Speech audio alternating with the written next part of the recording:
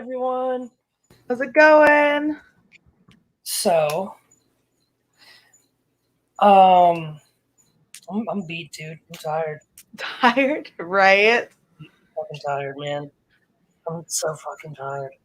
It's only Wednesday. You can't be that tired yet. I know. I'm gonna make the drive to Pittsburgh tomorrow and the next day, so that's gonna really suck. Yeah. But it is what it is. So, if any of you in the Pittsburgh, Pennsylvania area, do not fucking hit me up. Leave me alone. This is vacation, guys. Vacation. I'm going there to see my family for like 2 days. All right, but this isn't about me. This is about someone else, and she's really cool. Yes. Her name is Alyssa. Her handle on IG is Cali Reptiles. Our company's Cali Reptiles. She's really cool. We've chatted. We've messaged here and there, on and off over the past year. We like each other's stuff a lot, and I've talked to her about some like actual intelligent educational stuff, not like someone, no offense to anyone, but not someone hitting me up being like, hey, how do I get the humidity right for my ball python? This is someone I've actually talked to about something, semi-intelligent. So she's really cool. We're really excited to have her on. So without further ado, Alyssa Hobbs from Cali Reptiles, everybody. Hi, Alyssa. How's it going? Hello. Look at that Cali weather, bro. I know. So jealous. Dude, so jealous. Oklahoma sucks. But it's like hot and humid here during the day and then super cold at night. It's ridiculous. Well, it's been almost 90 here. Oh, fuck. What part of California are you in?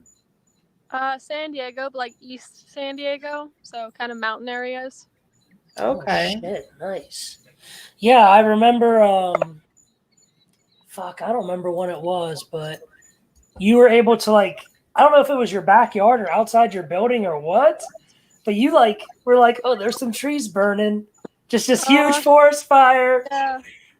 So we're surrounded. We're actually in the Cleveland National Forest, so we're surrounded by oak trees and all kinds of stuff. And so there's wildfires every year that happens. And I think it was beginning of this year or late last year, there was one that was like a mile away from the house. So I had to make sure I had everything ready to go if it got any closer. Oh, yeah, dude. Wow. I remember I was like, yo, just ship me as many animals as you need to. I'll house them until you figure it out. Yeah, I remember that. That fucking shit's wild, dude. Oh, yeah? Yeah, that's definitely. A fire, bro. There was one of the only jobs when I got out of the Army that I was qualified to do or whatever in the regular world. There's only 3 jobs, and one of them was to be a parachute firefighter in California to fight the forest fires, because I guess they parachute firefighters in there. Yeah, and they that's the only job I qualified to do outside of the Army. My dad really tried to be a fireman too, but he ended up joining the Marine Corps because he needed the extra points, and then he never ended up being one. Did he just stay in the Marines forever? Well, he got out of the Marines, and he's like, I don't like people telling me what to do, so he started his own company. That's what I'm talking about. That's what I'm talking about, dude. And I take it he was probably stationed out there, and that's how you guys ended up in California. No, he actually grew up here. He was stationed all over the place, but yeah, he just ended up coming back, and then he worked for one of his old friends, and then he just started his own company after. Oh man, that's good shit. Damn. Well, it explains why he was a Marine then. Living in California for real. That's Marine territory all day. All right. Well, let's let you introduce yourself. So a quick who are you? What do you work with? And how this all kind of got started. Okay. Well, my name's Alyssa. I grew up here in Southern California. I actually graduated 2018 from high school, and I'm in college right now studying biology. I'm hoping to transfer into a herpetology program, but those are very competitive. I'm also hoping to get into the San Diego Zoo at one point. It's one of the best zoos in the world. Yes. Right now, I work with both really common animals, so leopard geckos, bearded dragons, ball pythons, but I also work with some endangered or some less common animals. So I've got a bronia, I've got tegus that are here, I've got the albino tegu. I just Yeah. brought in a really cool new species that little to no one has. I don't know if we're going to talk about that later, but I won't say it right now. Yeah, save it for later. Yeah. And my goal is to kind of, I've been keeping since I was 11. I'm 21 now. And with the college education, I really want to combine the years I've been keeping reptiles into how can we better take care of them based on their microclimates and their own adaptations. But yeah, so I'm just studying and keeping reptiles. Yeah, that's fucking dope, dude. With with your species, like you're diverse. I feel like you have a lot of stuff. Yeah, I've got all kinds of stuff. So you so Yes. hold on. You have abronias, which are on my list. I Yes. gotta get a bronia. As a matter of fact, here, I don't know, Alyssa, if you can see this or not. Is that too small for you to read? I'm just curious. They're one of your dream animals. This Yeah. guy right here, yeah, it's one of his dream animals. Yeah, I will bronias be are in great. contact because we've been wanting to pick up some abronias. Yeah, there's gonna be no shortage of you. Yeah, Like, try to give those things away, man. me and my friend group, we just recently got into abronias and we kind of bounce off of each other on working with different projects. So I only have a few right now. I really wanted to get only a couple to make sure I had their care down rather than jumping in and getting a bunch and messing up. Yeah. So right now I have Lythrochila and a Depi. But I've got friends that have all kinds of different subspecies.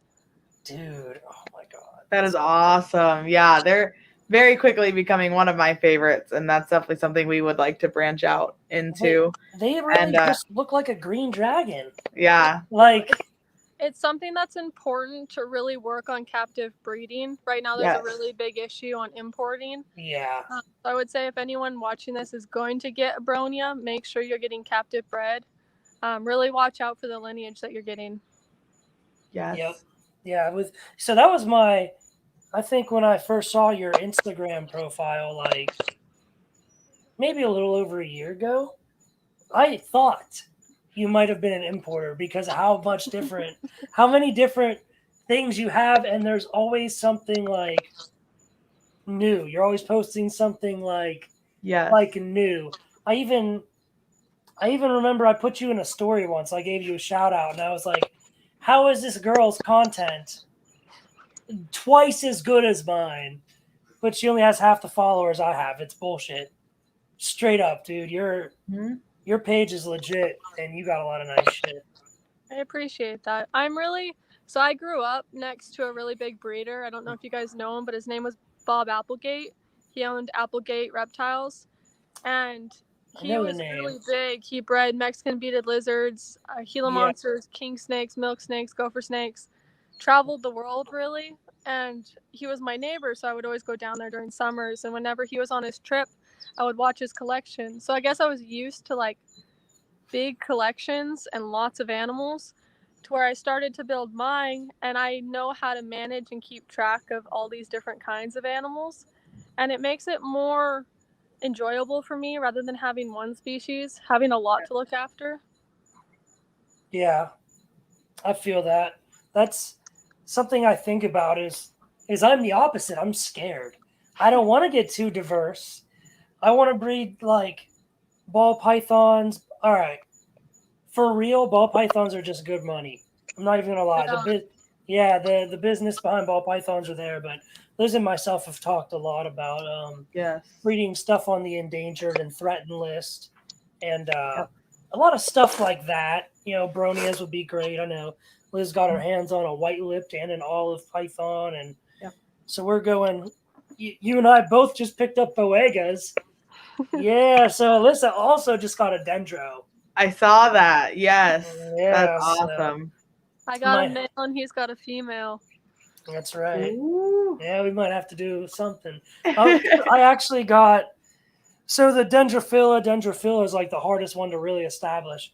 I finally got my female, literally 2.5 hours to go, to sort of take a meal. Sort of. So fresh killed rat, and I'm like holding it like I'm going to assist feed. And she opens her mouth and starts chewing it. And I like just held her over my finger and let her hang, and she just worked it in. And then I was able to work it down a little bit, and she took it. That's That good. was that was like my first step in progress, dude. Yeah, That my shit was male. rough. I've only had my male for what, 2 weeks now, maybe a little less, not very long. And he didn't eat the first week. So I'm gonna try again this week, and I might try quail because I know they're bird eaters. Yeah. What really made the difference for me is I ordered a custom perch, and the perch is really what. Once my snake started perching, it was a game changer. Totally different animal. The perch like green trees have, where it goes across the top. No, not like the white. Not like the white like tube that's burned for Yeah. like texture. It's I'll have to send you the company. It's a guy, and I think he actually might be in California, and he does 3D printed custom perches, and it's what you see a lot of the people who breed carpet pythons. They're little black perches with like they look like you put a plus sign on top of an X. Yes. Yeah, so I'll send you the link. I use a lot of grapevines. So even with my bearded dragons, because they're semi-arboreal, I'll fill their enclosures with grapevines. Yep.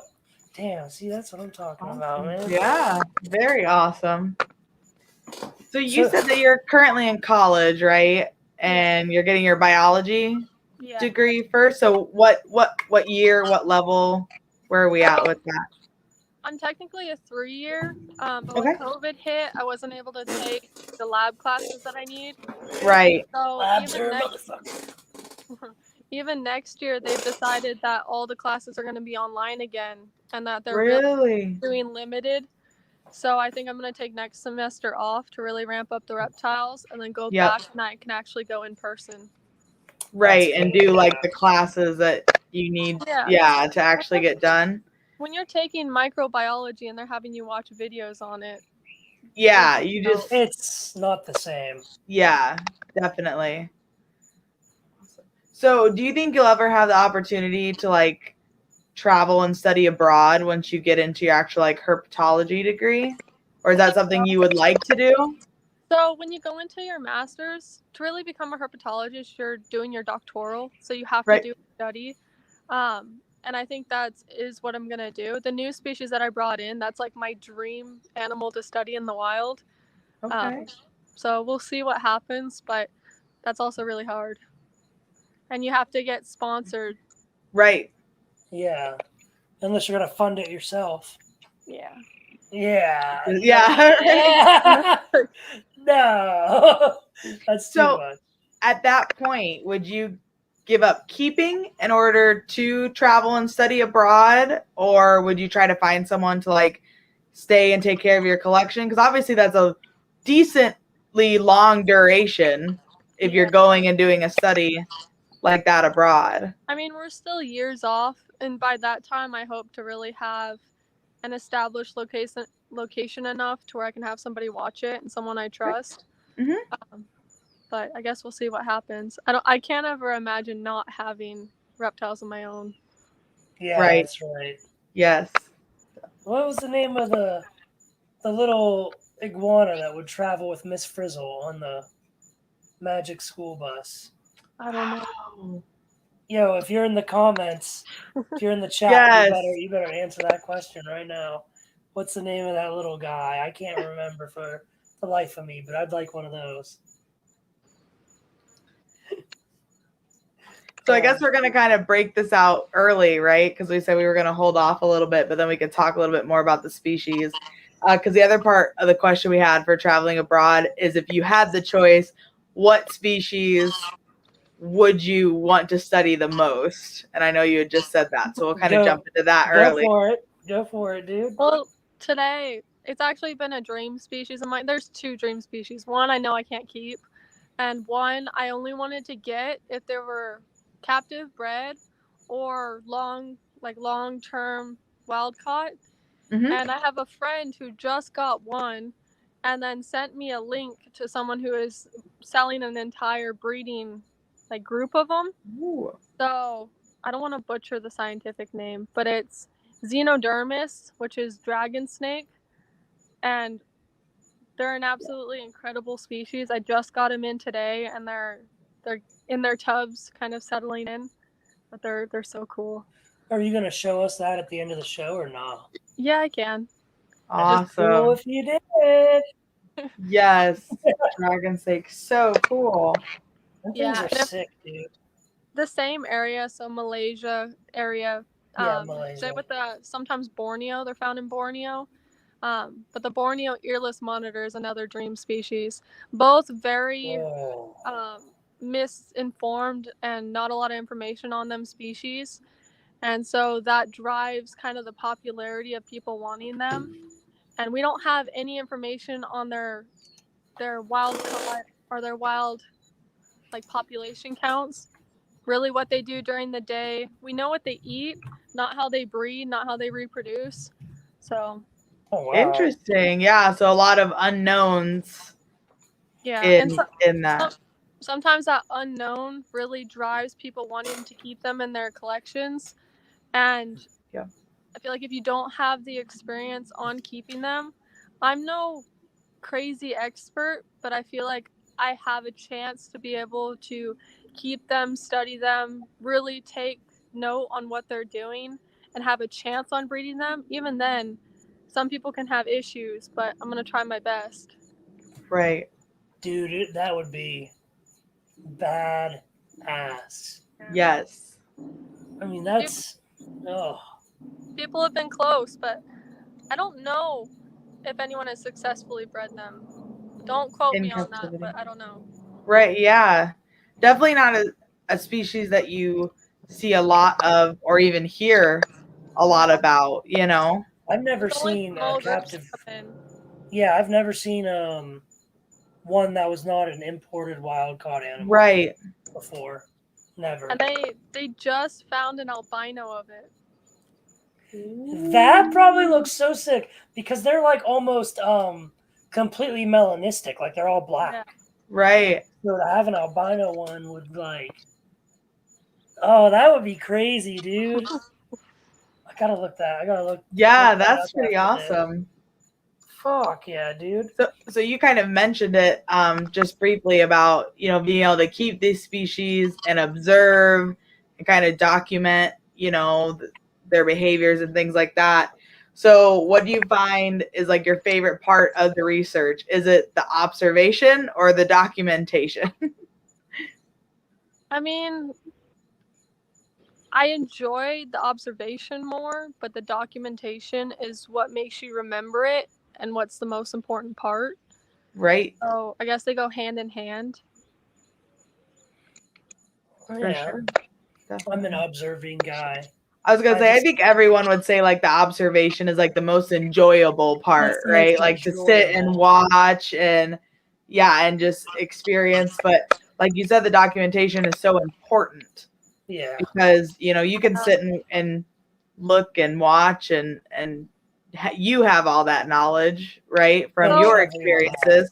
But unless you can portray what you are seeing to the public, what's the point of that observation?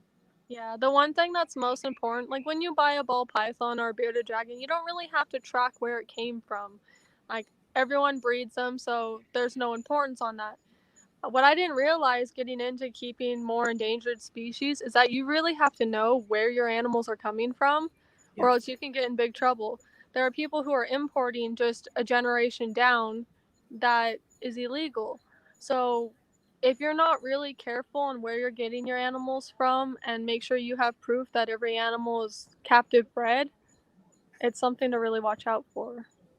Yeah, dude. Definitely. For real. There's a lot of like I know that our olive python was captive born, which I mean they don't really fall in that. I know there's imported olives and things like that, but You know, she was captive born and bred. We know the breeder. We know where he got the parents from, all that kind of stuff. And then our white-lipped actually is wild caught, but she is a long-term wild caught animal. Yeah. She was imported. She's about 3 years old. She was imported as a hatchling. You know, has been in captive care for 3 years. Because I was on that fence too on whether or not, you know, our biggest thing was just not having experience with imports, right? We kind of talked about this on our last interview with Alder about how, you know, there's a lot that goes into importing just establishing an animal, right? So it's good to make sure you have experience, in my opinion, especially with this specific species, before you go into now you're having to treat possibly parasites or illnesses or getting something established. Yeah, in I've captivity. never brought in an animal that was like fresh off import. I know that has its own struggles, and all of my animals have been in somebody else's care for at least part of the establishment. Yeah, I've never brought in a fresh import. Yeah, that's like miserable. Like sitting there, sitting on.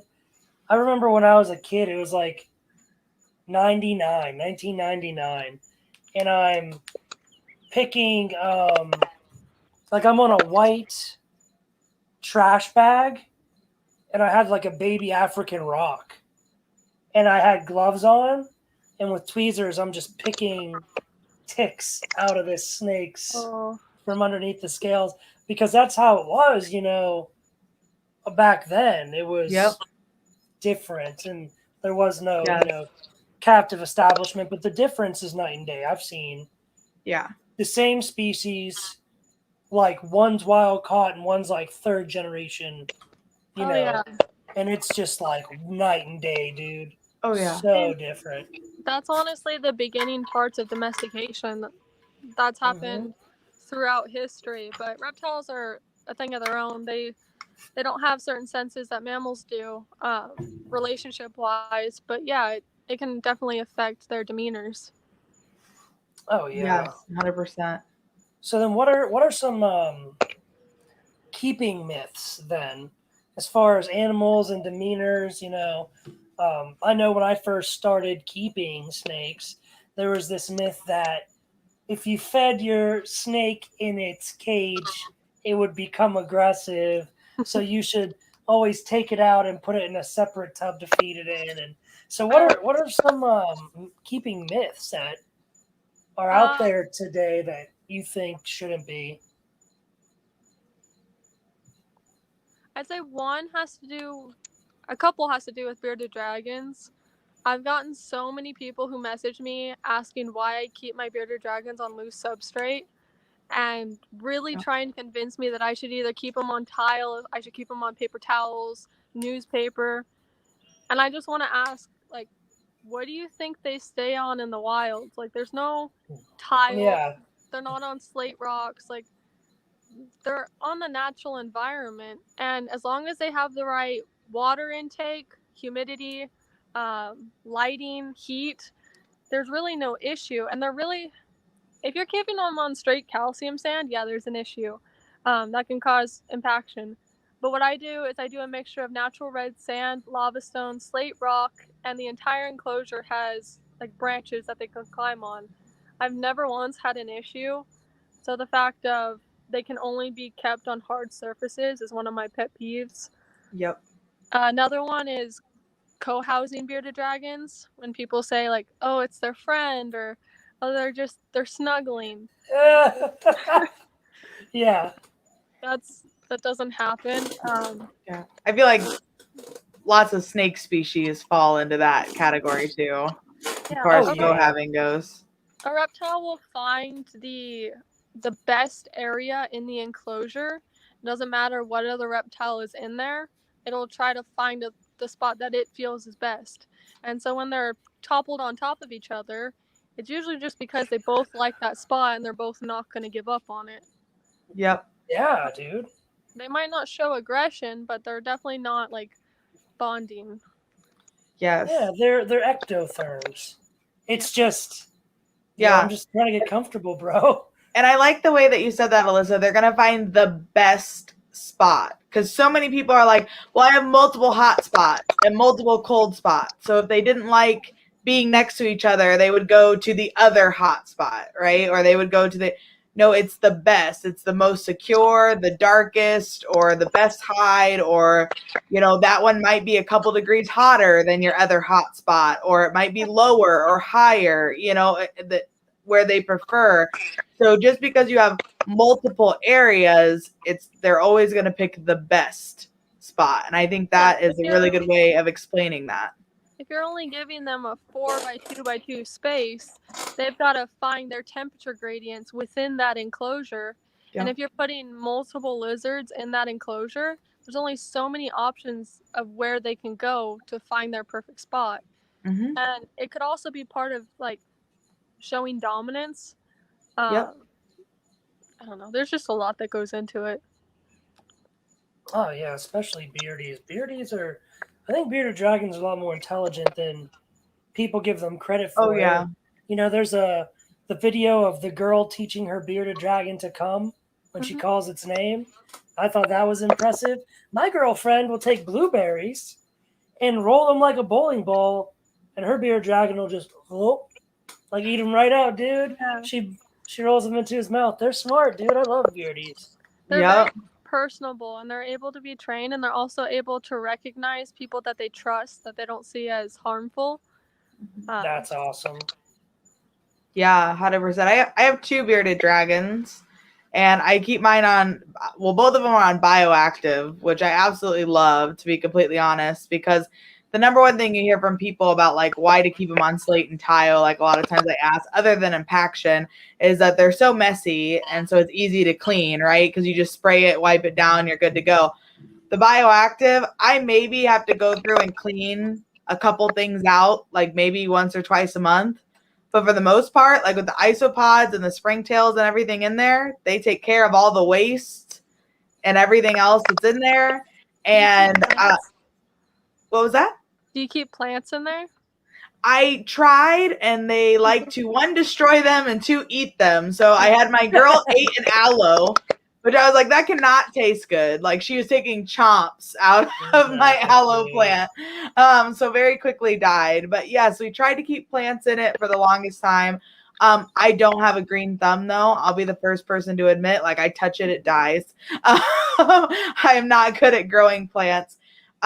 I think if I would have had a chance to establish the plants before introducing the beardies, which I do plan to do are going to change up their enclosures. I kind of want to do it that way. I think we would have had better luck. I've done lavender. That actually did pretty well in their enclosures for a while.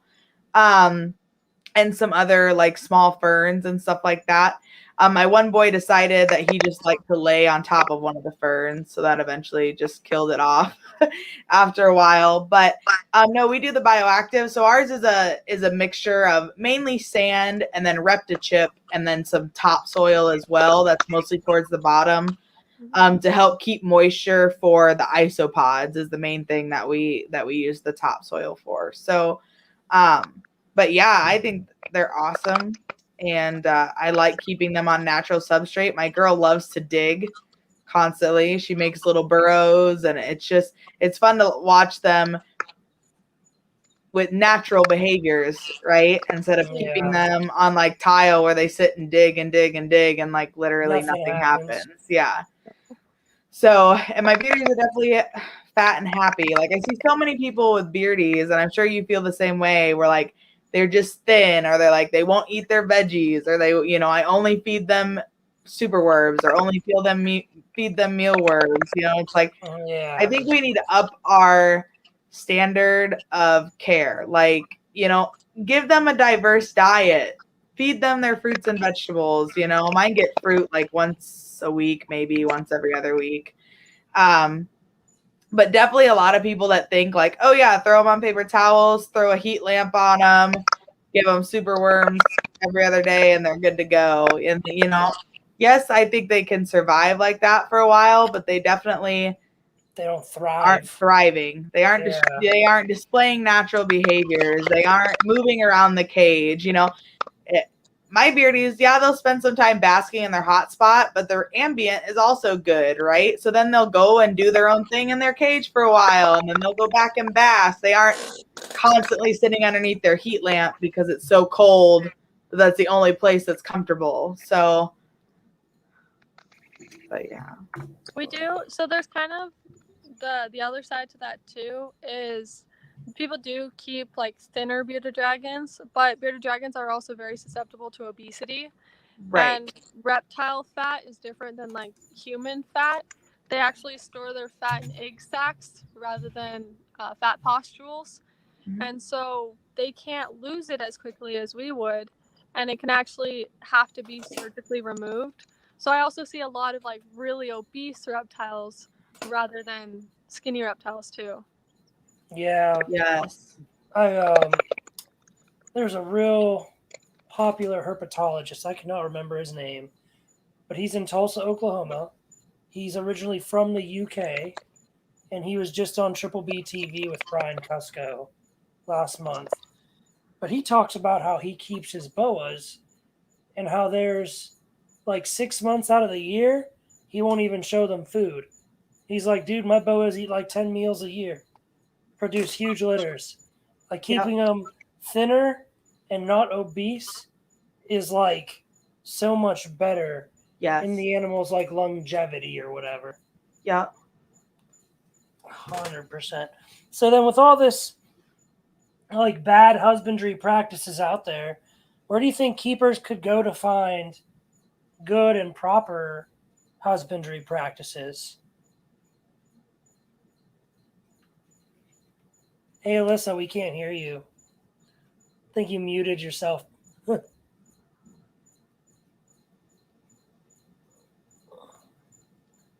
Oh. Hold on, we'll figure it out. Lost your mic. Well, it says her mic is on, but I can't hear her. Yeah, I know. Hey, if worse comes to worse, jump out and jump back in. Oh, there we go. Can you hear me? There it is. Yep. Okay. Sorry, I was trying to get a call, so maybe my phone glitched. Oh, you're good. You tell them we're more important. Whoever they are. Right. All right. So yeah. Go ahead. I think when it comes to like where can people go to get good information, there's a lot of people who have been keeping them for years that do have good information, but I think a lot of people use the time that they've been keeping reptiles to kind of drive their point home that, well, if I've been doing it this long, then obviously I'm doing something right, when it might not follow trends and education and things that we learn about them in the wild. I think the most that we can learn is where they actually.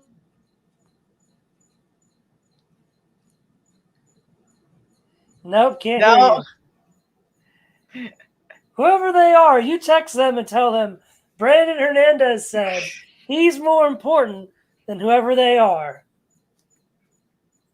Can't hear you, but you better be telling them what I just said. Watch it be someone like real important, like her dad. Yeah, right. And that's what I was thinking too. And I'll just be like, shut up, you're Marine. Whoa. We'll start that whole thing. Let's not start that whole thing. It'll be funny. It would be funny. It would be. Look how nice the fucking San Diego It's so sky blue. is. I know. Like So blue. I wish my fucking hair was that blue. I've been thinking about it. I've got a little bit. I've been thinking like doing, yeah, that's pretty good. I've been thinking like doing the top green, like just the top, almost like the shape of a yarmulke. And then like these bottom strips green all the way around. And then make it look like I have an electric blue halo at the bang swoosh perfectly all the way around to the side swoosh. And I've been thinking about doing that and getting my tongue pierced. There you go. Okay, hold on. Things might be happening. Yeah, we put blue in the top this time, and actually kind of. It looks good, I think. I immediately thought today, I was like, man, your hair looks different in a good way. Yeah. I couldn't even like tell. Yeah, I know my mom like hates it because she's, my mom. But yeah, I went over there today for the first time as I got it done. She's like, oh my gosh, your hair's like so purple this time. I'm like, no, isn't it great? And she's like, no, I hate it. I'm like, well, too bad. I like it. That's all that freaking matters. Yeah, I know, right? She's like, I just can't stop staring at it. I don't know why you would do that. I'm like, for that exact reason.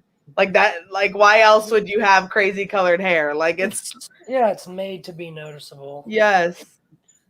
I think I would like to maybe, once I want to get real crazy, shave my eyebrows and then get tattoos and then let the eyebrows grow back. What are you gonna get? I don't know. Maybe a couple of snakes going towards each other. You should.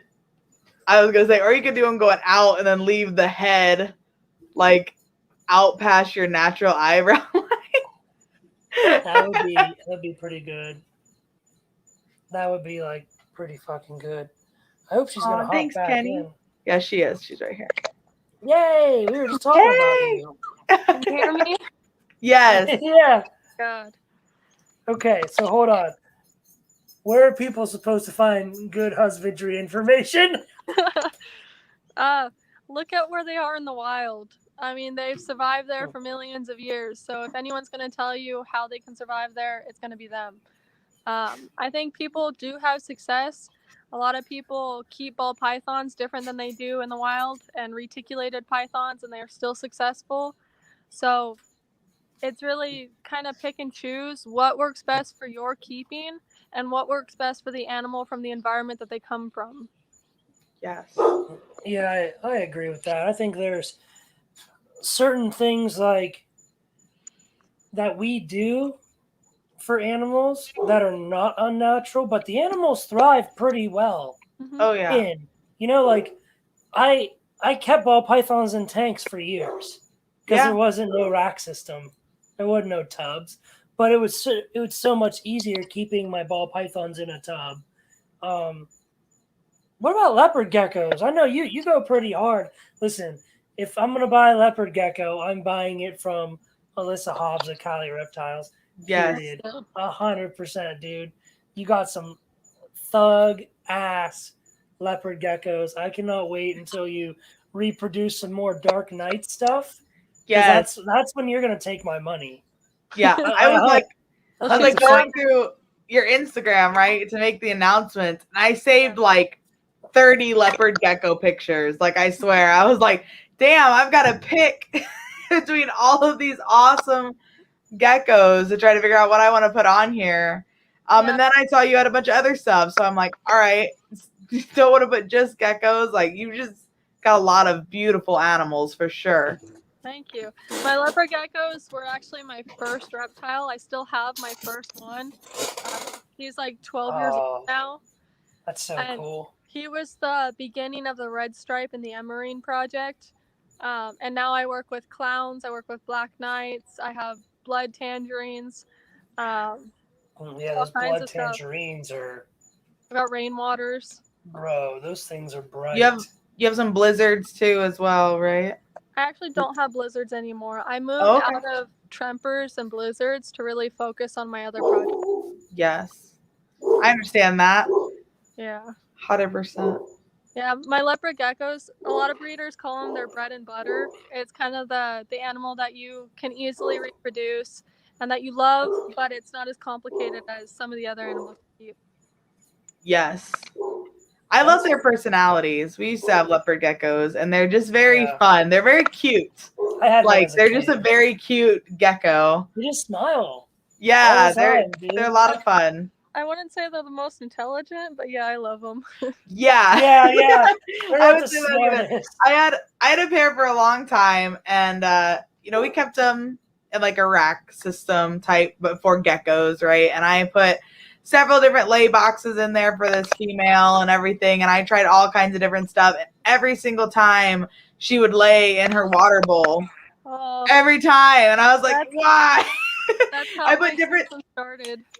Yes, I put like different sized nest boxes, different humidities, like one that were super wet, some that were drier, like different substrates. Like I put everything in there. And every single time she laid in like this teeny tiny little 1 ounce cup of water that I kept in there. I was like, why?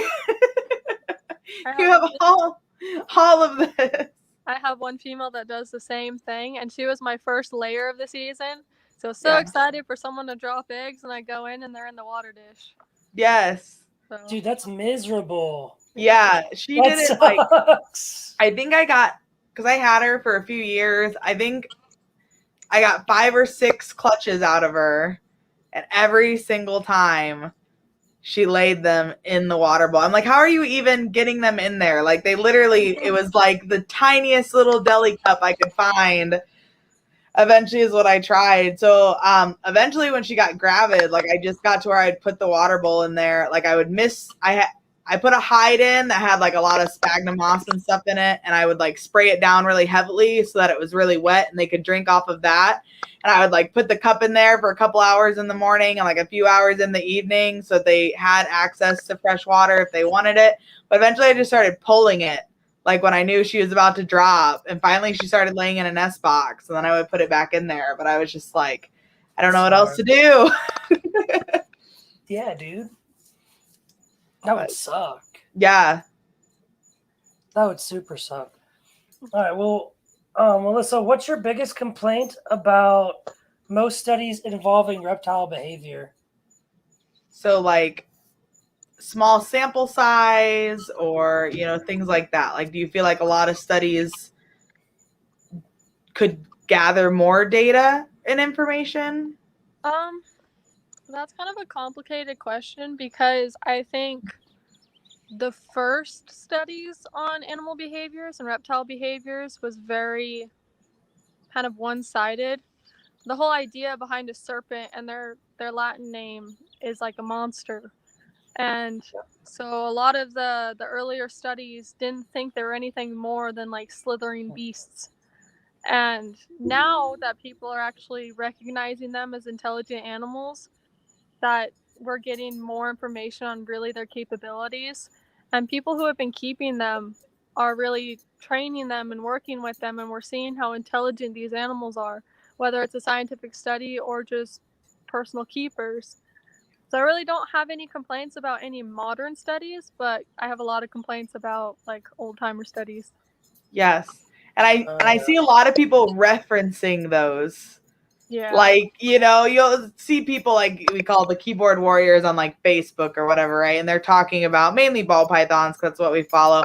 And they'll reference the study from like the 1930s. And I'm like, so much has changed. Yeah. And even I feel like in their natural environment too, right? Like we're seeing mass changes in a lot of natural environments that are happening. Unfortunately, right? Most of them aren't for the better, right? Most of it is downgrading, but it's still interesting to see people like reference a lot of these studies where it's just like a sample size of 15 specimens over the course of 6 months, you know, and it's like, especially with ball pythons, with them being so difficult to find, you know, I know there's a big one about whether or not they're semi-arboreal and what they naturally eat in the wild and that kind of stuff. It's a studies from like 1934, I believe, maybe 1940s. Jesus. And it's like a study sample of like 18 animals, and it took them 6 months to find these 18 animals, you know, and they only looked within like a 5-mile radius of like this one, which is really a small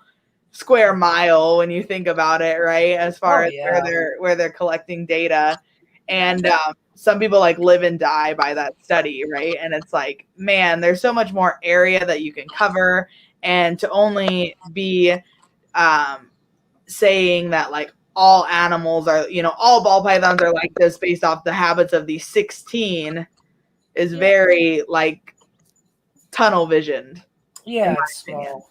I think there's a little bit of both. Like there are some species that the only information we have on them is from the 1800s. And people just write new studies, maybe get a little bit more information, but keep referencing towards those 1800 studies or early 1900s. And I do think it's hard though, because when you have species that aren't native to the United States, you have to get permissions either Yeah. to go to their natural environment, or the people there have to do the studies themselves. And especially when you have some of the tropical species, they're in very difficult to get places. Yeah, they Yeah. are. So even when you do a study, you might not find every individual in the area, Yep. or you might not be able to get to a different spot. Yep, exactly. Yeah, and like you said, you've got to have someone willing to sponsor Yeah. that type of study as well, right? So you have to have someone pretty much interested enough in that species or animal that's willing to fund a fund research it. project like that. Well, even if you do have the money and you have someone to back you up, you might not have permission to go where they are. Yep. I mean, not everywhere is communal land, so kind of with the Borneo earless monitor, their land is mainly composed of palm oil companies, and they don't really want to give up that they're doing anything wrong, so you're not going to be able to go to where they are. Yeah, Yep. that sucks. 100%. Damn, that's fucked up, dude. Yeah, like and I don't know a whole lot about the reptile side of things in a lot of different species as far as old documentary and studies and things like that, because I read mostly modern studies, or try to for the most part.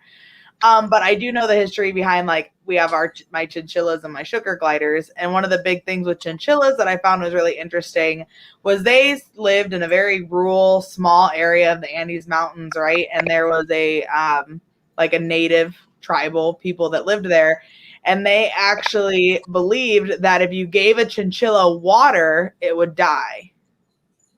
Like, they truly believed that. They truly believed that they did not need water, that they got that they did. And this was, of course, back 1800s easily. So when they were being hunted almost to death for their fur. So all the chinchillas that we see here in the United States came from 15 original specimens. So That's very small gene pool. It was pretty much like the last 15 chinchillas that they thought existed technically in the wild in the Andes Mountains. And it took them 8 weeks to get them from where they were captured to the States. And in that entire 8 weeks, they were never given water. Oh, wow. That's nuts. Because they believed that if they did, that the chinchillas would die, that they didn't need it. So, I mean, just going back on like the difference that we know now just from scientific study and the way that even like the body works, right? Whether it be the human body or an animal or anything like that. But yeah, there's definitely some stuff that you read now and you're like, that's crazy. But, we don't know any better. People are still referencing that stuff. It's just kind of crazy. You got to definitely realize that things change, and just because it worked, right? Like, those animals obviously went 8 weeks without water. Doesn't mean I can't give my chinchillas, not give them water for 8 weeks and they'll be fine. Just because it survived doesn't make it right. Exactly. Yes. So that's obviously an extreme example, right? Like, no one in their right mind today would withhold water from a living creature. But just to give examples of just because we believed that it worked or it did work for a period of time doesn't mean that it's a practice to keep replicating, right? Kind of like you mentioned earlier, just because I've been keeping it this way for 20 years doesn't mean that it's still the best way. Yeah. There's always going to be change. There's always going to be things that we learn. So I think like the ability to adapt is one of the most important parts about keeping reptiles. Yes. We're bringing a wild animal basically into your home. The least you can do is make sure that it's living its best life. Yes. Oh, 100%. Yeah, hell yeah. All my animals get the best, man. I don't give a fuck. They eat better than me. I don't even eat. Yeah, dude, I don't even eat till I'm done feeding them. Yep. I wake up, I take care of the animals, I do whatever I have to do, then I'll feed myself and then take care of the animals again. Yep. Yeah, dude. Like it's not a hobby, it's a lifestyle. It really is. And for yours, your collection is so diverse that your care is probably hectic and difficult. Like, I have ball pythons. I'm going to go right across over there to a whole nother spot get the feeders I breed for the ball pythons, walk down the hall, and feed the ball pythons. Yep. Because they all take the same food. So, yeah, I know. So tell me about your collection and why is it so diverse? I don't know. I feel like growing up, I would always watch everyone like getting all these cool animals, and I never really just wanted one species. And I feel like once I got the freedom to get what I wanted to get, it kind of exploded. I've made it work, and I take care of them the best I can, and I think they all live great lives. But yeah, I've got all kinds of stuff. Like, you walk in, I've got Merlin the chameleon right next to Tiptoe the leopard tortoise, right next to baby leopard geckos, leopard gecko racks, ball pythons and colubrids, bearded dragon, tegus, blue tongue skinks. Then on the other side, I've got more tegu, blue tongue skinks, different colubrids. So I've got the black milk snake, I've got the indigo, an Aki monitor, I've got rabbits. Yeah, boy. You love your fucking rabbits. You I love do. the shit out of them rabbits.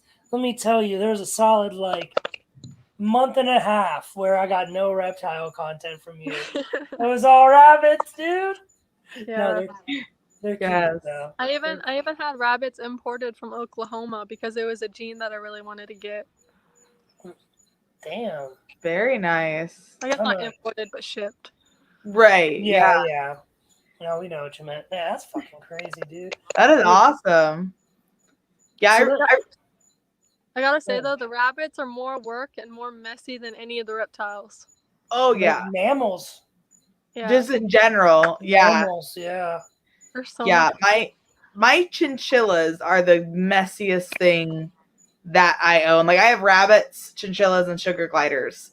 And my chinchillas by far are the messiest. Like, they produce the most waste. Like, they are just, it's constant. It's crazy. But Mine is the They're guinea great. pig. My guinea pig shits more than anything else, but my hedgehog smears shit Yeah. more than anything else.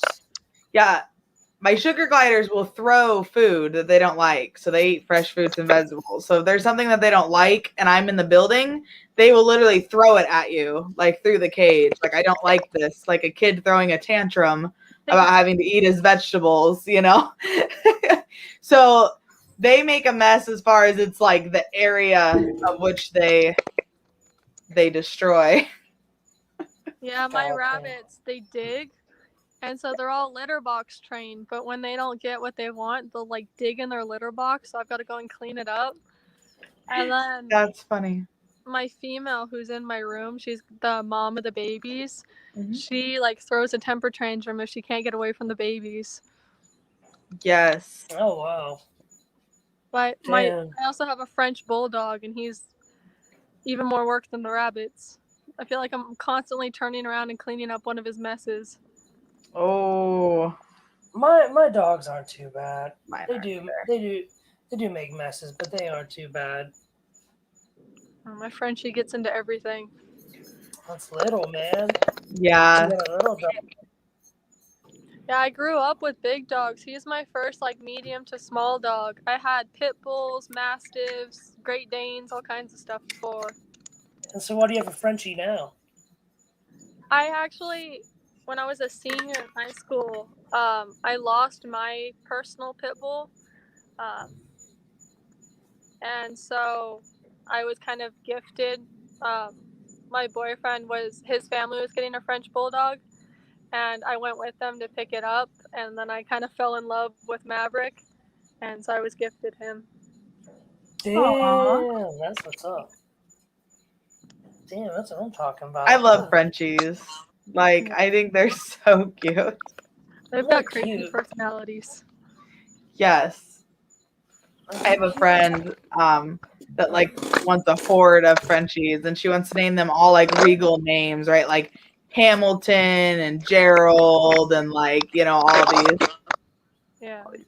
Hey, lady. This is my baby. Aw. So kind of walk us through, Alyssa, like your leopard gecko breeding process. Like what all does that entail? So leopard geckos are pretty simple. I have noticed that a lot of their breeding cycles go off of barometric pressure. So I get like most pairings when it's stormy outside. Mhm. But I actually broom mate my leopard geckos. A lot of people don't, and you don't have to be successful, but I do. Wow. So I put them under like November, December time, and I start to bring them back up in February. And then I'll start my pairings late February to early March. And depending on if the female actually starts ovulating or not, I start getting eggs April, and then I'm still continuing to get eggs throughout the summer. Awesome. Oh, holy shit. So do you house like males and females together year round? Do you separate during groomation? Like do you breed in trios, pairs? Like how do you go about that?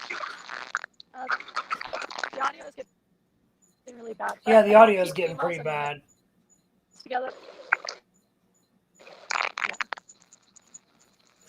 Hold on. Liz, can you hear us? Yeah, I can hear you. You hear how bad the audio is? Yeah. Okay, I didn't know. It's somebody. Hey, Alyssa, can you turn your phone like sideways so it's not sitting on the speaker?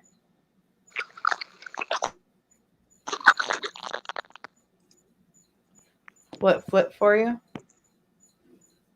I don't think it will. Oh, wait. It might.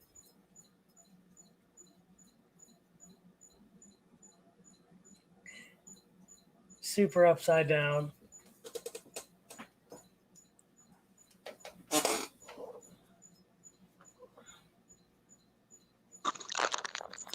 Can you hear me?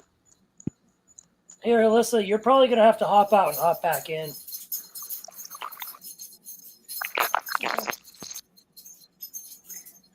Damn California technology, no? I could tell she was so frustrated. She's like, ugh, she's pushing the button to leave. Yes. I feel so bad. We're really putting this young lady through the So ringer. much, I know. I feel real bad for her. She's trying hard for us. We should send her a t-shirt. Right, I know. Damn. First t-shirt with the new logo on it. Ooh. Shit, new logo, boy. Hold on. Okay, we're going into leopard gecko breeding process. I really would like a sweet little leopard gecko from her. I haven't kept a leopard gecko as a pet since I was a kid. I wouldn't mind doing some high-end gecko like breeding again, leopard gecko stuff. I'd probably only do the Dark Knight. I'd work that as a project in itself.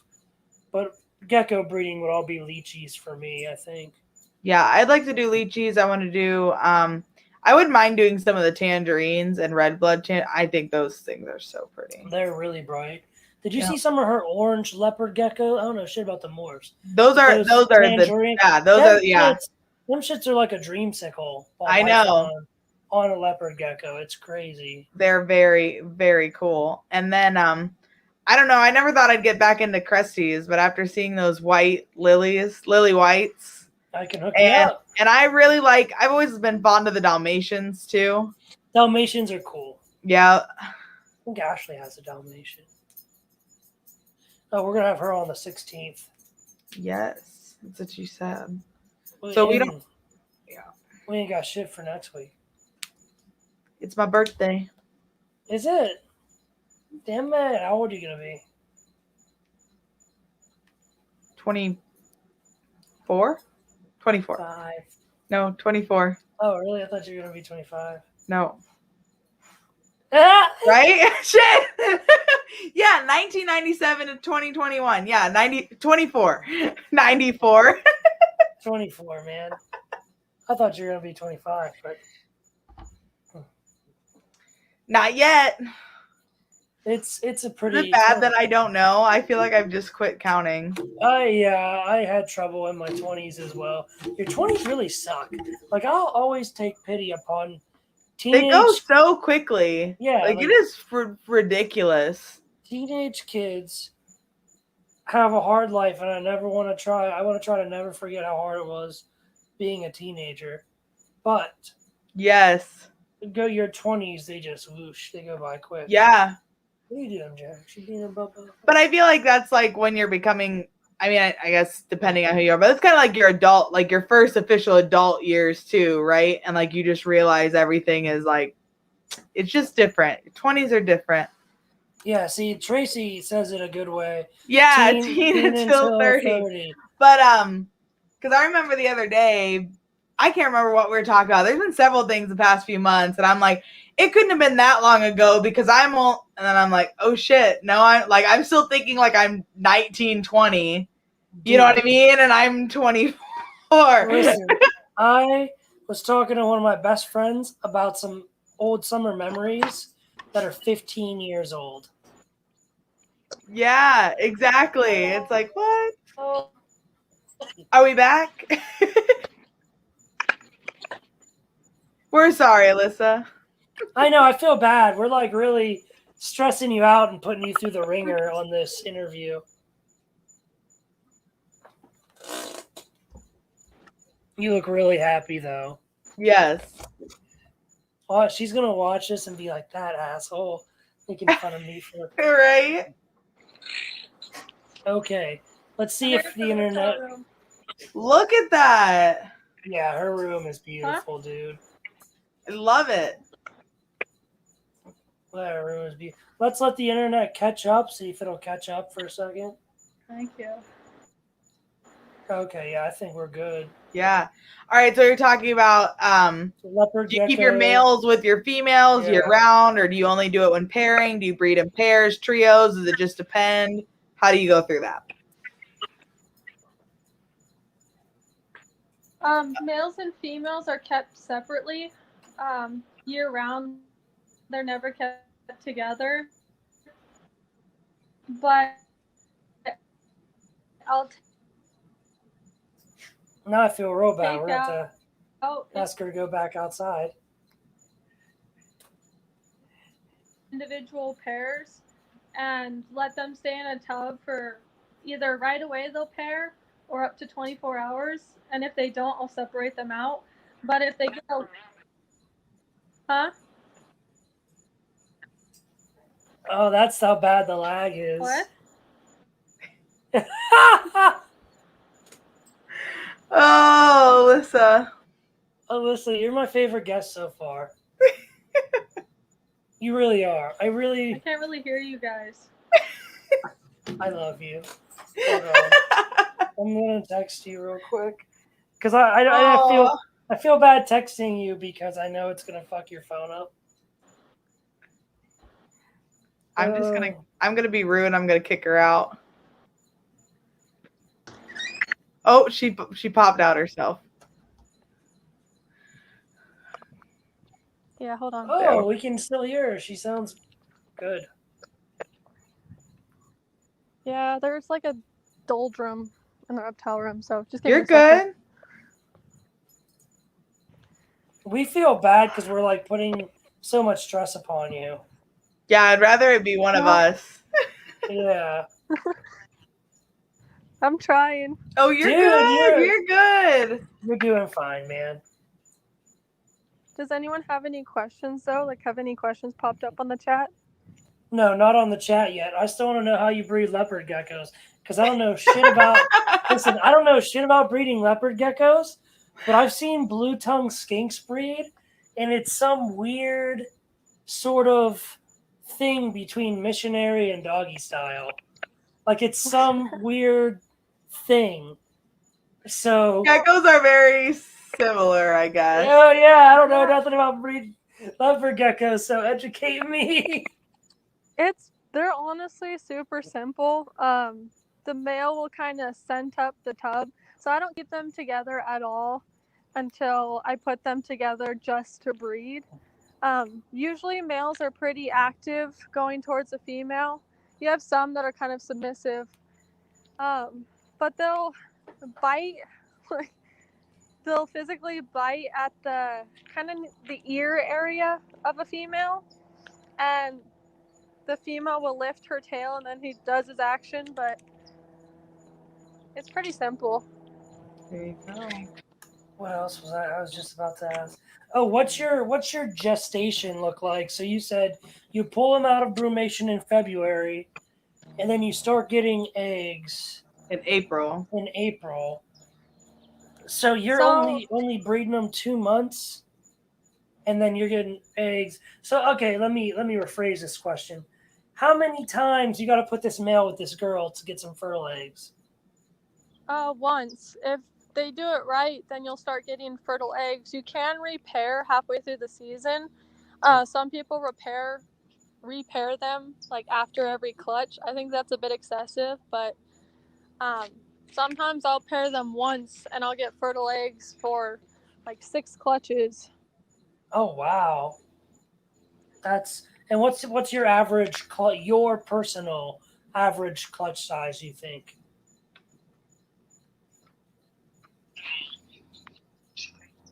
Maybe we'll give anywhere from 2 to maybe 4 clutches. But some females produce a lot. I've had one female give me,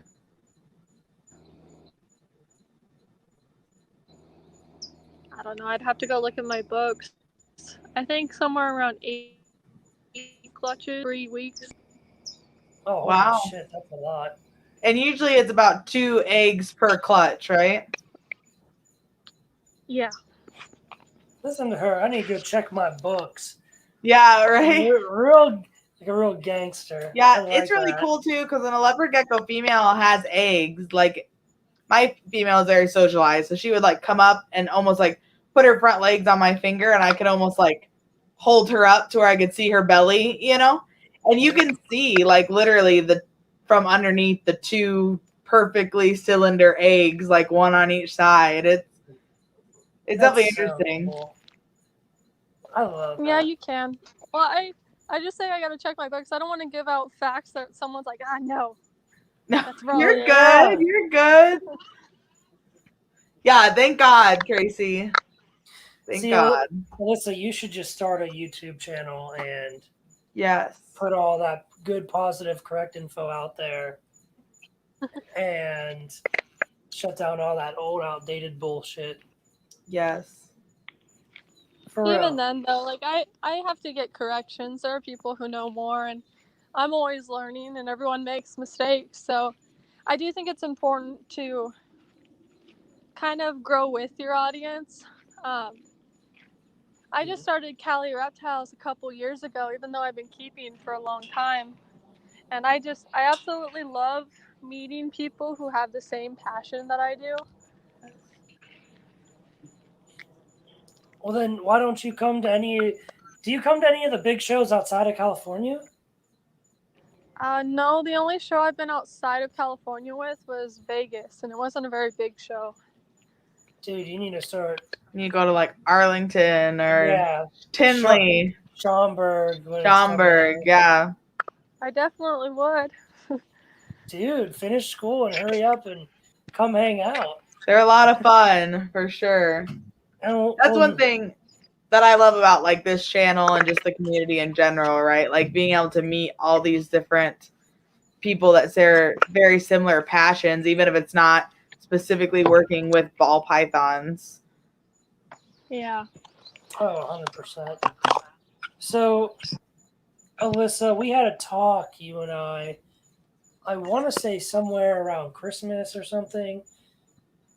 And I had commented on a story post of yours, I think. And it was something like, well, okay, you and I got into this conversation about how leopard geckos are like the throwaway pet, unfortunately. So, can you give us like your thoughts on that, and how like we can prevent that from happening a lot? I think when people can have easy access to a small animal that they think is just kind of, it's like when people get goldfish. Um, you keep it Yeah. in a you keep it in a bowl on your desk, and that's kind of that. Same thing with betas or beta. That people just kind of take advantage of how easy that they think the care is and what the animal actually requires. And usually when you walk into Petco or PetSmart, you see the little leopard geckos there all toppled on top of each other in a small terrarium, and people think how hard can this animal be to take care of. Yeah. And they get it, they realize that it lives 15 years. I see the same thing with iguanas all the time. Yeah. Lives 15 to 20 years, and people just don't want to take care of that responsibility or have that commitment. And so leopard geckos are just kind of tossed to the side when it's not convenient for people. Yeah, I think price plays a big thing into that too, right?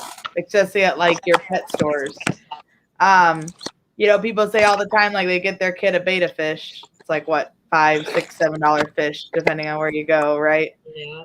And like they put it in a fish bowl and then the kid forgets about it and eventually the beta fish dies and they're like, oh my gosh. And so they run to the pet store, right? And they buy a new beta fish for $7 and then they come and put it in the bowl and they do that every 3 months for 2 years, and it's like, I had a beta fish that I had for 9 years, yours is living 3 months, Yeah. And I think it's sad that people have such a disregard for animals really in that way, right? Like, well, it's just a fish or it's just a gecko. It's like, no, you bought this animal, you took on the responsibility to take care of it. I understand that accident happened, that things happen, that every once in a while you have an animal that just something weird happens to it, right? And it happens to pass away. But as far as just being able to disregard, like, oh, I might have forgotten to feed him for 2 months. I think that's just, it's crazy. Someone did that to a dog, there would be an uprising. Oh, yeah. But because of the gecko. Yeah. I get in a lot of arguments with my local people because I always see like posts on Facebook about people decapitating rattlesnakes or just accidentally mistaking a rattlesnake for a gopher snake. And then they post it almost flaunting it like, oh, we need to get rid of these. But then I also see those same people complaining about why is there so many rodents. Yeah. Yep. I don't know how many Facebook arguments I've gone in. First off, decapitation of a snake isn't a humane way to kill it. They can live for several hours still neurologically after you've decapitated it. Yep. And second, you're not helping anything. Like, just relocate it. Yes. Yeah. Yeah, relocate it. Exactly. Yeah. Yep. And if you're too scared or don't have the knowledge, like, call someone in to relocate it, right? Yeah, call me. I'll get my snake tongs and a bucket. Yes, exactly. Quick shout out to one of our previous guests. Yep. If you guys are in Southern California, call Alex the Critter Catcher, SoCal Snake Removal. We should force him to sponsor this channel. Yeah. Yes. And he will come out there and do it. It's like his actual job. Yeah. Exactly. It's important. Same thing with dog training. The Border Patrol use those snakes. If you take it to a Border Patrol or a fire station, they'll use the snakes for dog training. At least they won't be killed. Yep. Yeah. 100%, man.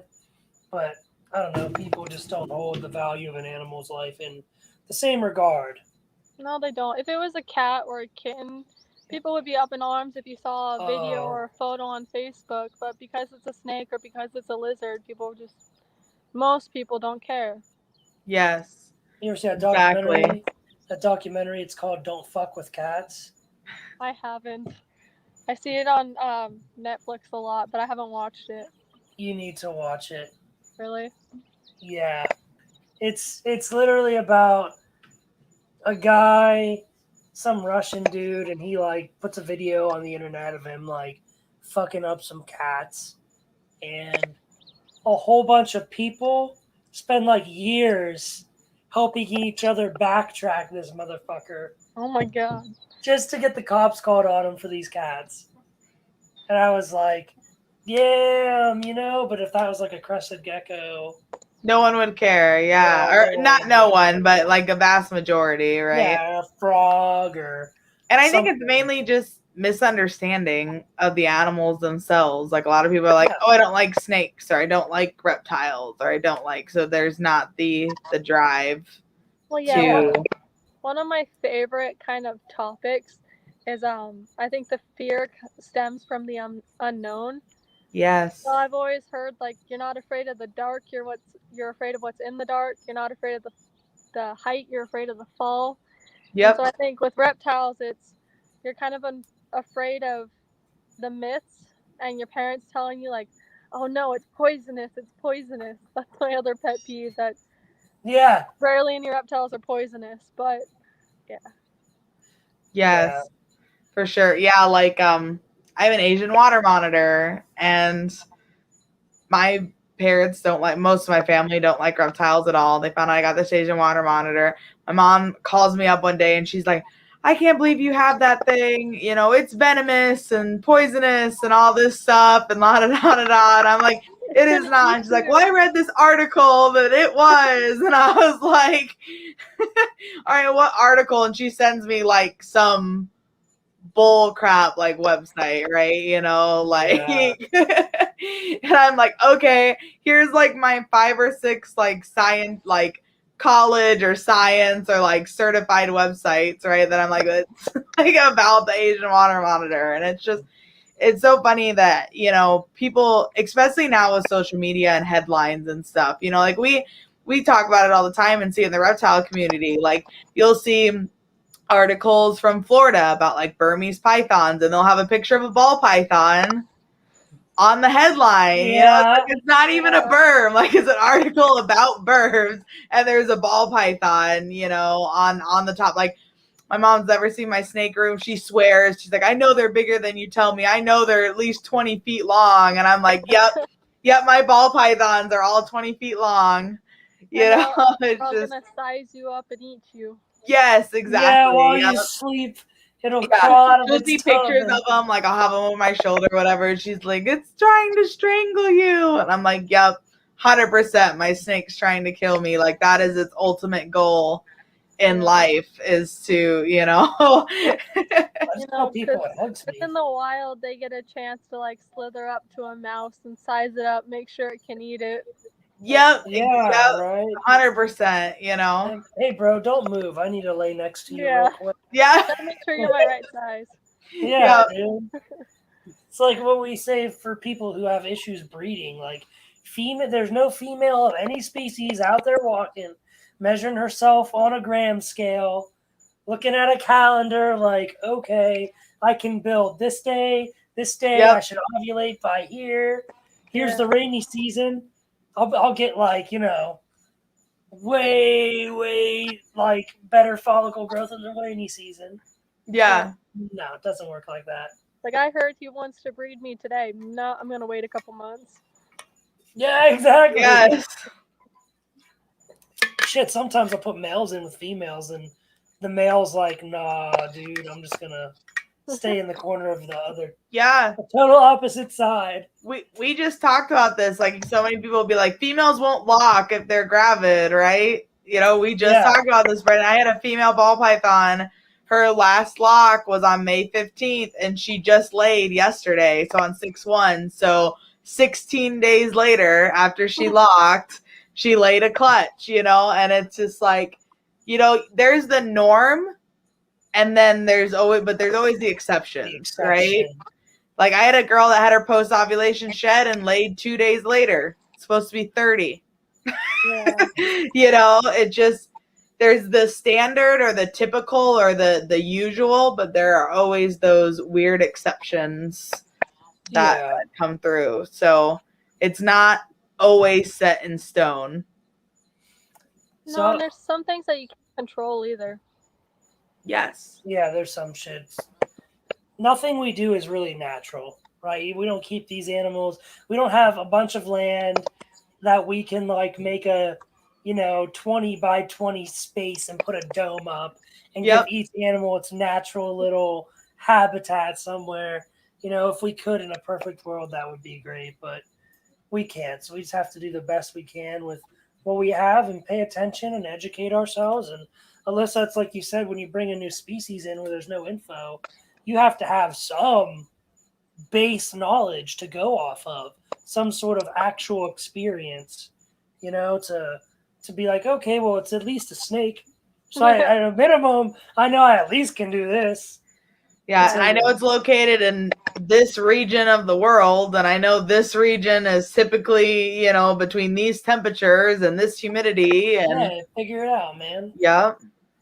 So I want to go off script a little because it looks like we're still going to have some time. So I want to talk real quick about the Dark Knight project because I wasn't kidding when I said I would buy one of those. So they are expensive. Yeah, it's going to be the most expensive. Probably between that or my dwarf caiman will be the most expensive pet that I own. Really? I'm only going to get it as a pet. I'm not going to. Wow. But yeah, man, I got an expensive taste, dude. I'm a bougie white girl. So, So, tell me about that. Is it incomplete dominant? Is it a recessive mutation? Because I can take care of a leopard gecko. I've had them before. The care is the same regardless of the morph, right? I just want to know tell me about that project and what's the future of that project look like at Cali Reptiles. So it's Black Knight is the line bred trait. So it's a line bred trait. Sometimes you'll breed the darkest individual to the darkest individual and you'll still get lightly colored babies. I've also noticed that they tend to change a lot in their pattern. So when I got my male, he was jet black when I got him in. I remember. Now he's still dark, but he's getting lighter, and he'll fluctuate in his depthness throughout the year. So when it's really hot in my reptile room, I'll notice that he's lighter in color, whereas if it starts to cool down, he gets darker. And other keepers who have kept Black Knights too, I've noticed the same thing with them. I've actually been told by a breeder that if you keep them at a colder temperature, they'll tend to stay darker. I don't personally want to do that because I like keeping all my leopard geckos at the same temperature. But that's something to be considered. Mine aren't. There's controversy now with calling an animal pure, but mine aren't 100% Black Knight. The highest percentage I have is 87.5. And he's actually from JMG Reptiles. That's my male.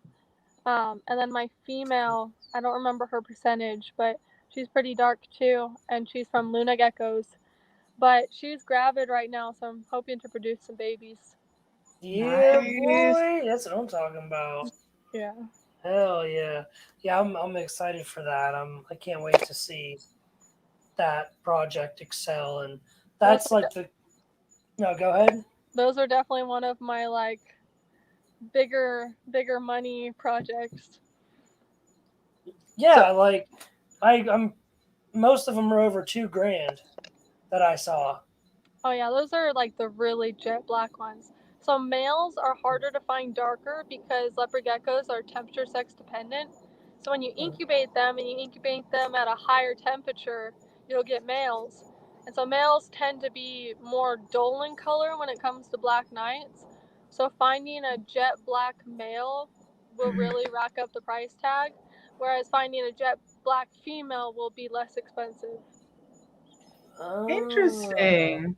So temperature, even in development, plays a big role in how dark they are. Some breeders of leopard geckos will incubate females at the female temperature, and then however long into the incubation, they'll switch them over to a higher temperature. And some people say that can influence brighter colors. That kind of makes sense. So you said, you're in biology, right? Mm-hmm. Me too. So, I don't know if you've ever read into the genetic biology of humans and why I love having this conversation with young people. It makes them feel real dumb. So the science of why people are different races, why some people are dark and why some people are light. Well, it's based off where we are in the climate. Based off it's how much solar radiation our skin can handle. Yes, that's what I'm talking about. Thank you for not being a fucking idiot. Yes. You have no idea Brandon, how I was happy. worried. I'm like, oh shit, I haven't taken a biology major. I live with one though. My husband is a biology major. I did know this one. It's literally based off where you were around the equator. So the closer to the Yeah. equator you were, the darker you were, the more melanin you had to have because the more solar radiation you took in. Whereas Exactly. people who are like in Alaska and upper regions, they were lighter in general. Yeah, So exactly. I've And never then really understood the whole like race dynamic because the only way we see races now is our ability to travel. It's the only thing that's yeah, Yes. yeah, true that. True that. But it made me think, right? Like where you were born genetically, who your parents are, your bloodline, and Yeah. where you are in the world boils down to that temperature. So, Yeah. you know what I'm saying? So it's like, so where are leopard geckos like originally from? So leopard geckos are found in Afghanistan, Pakistan, and Iraq. I know they are found in Afghanistan. My first day in Afghanistan ever, I saw a leopard gecko Really? crawling right up the wall that I was hiding behind. I was like, "Oh, that's cool," and it was like just some like I knew it had to be a leopard gecko, but it wasn't like I had a normal. Okay, so it was just an orange leopard gecko. As a younger guy, this thing was dark. It You was might like have, was real dirty. yeah, you might have seen a different locale, or just the fact that a lot of reptiles that are found in the wild tend to be darker because they really have to take in that Yeah, solar radiation and that heat. yeah, definitely. We found some really. I got a picture of me holding this giant monitor lizard and shit. It bit me right on my boot. Yeah, Afghanistan. I would go herping for venomous species all the time without telling anybody. Super dangerous. I really lived on the edge. But no. So yeah, that's it. Like, I put two and two together there with like how dark the the gecko would change in accordance with the temperature. That's like quite interesting. I was thinking about that. Yeah, it's kind of like how most geckos fire up and fire down. Yes. Exactly. Fuck. My script is black. Oh, your script is black? All right. Next thing we have, moving away a little bit from the leopard gecko stuff, is what things do you think like California legislation could do better as far as like reptiles and exotics? Um, California, I mean, we don't have the most rules, so it's not like Florida at this point.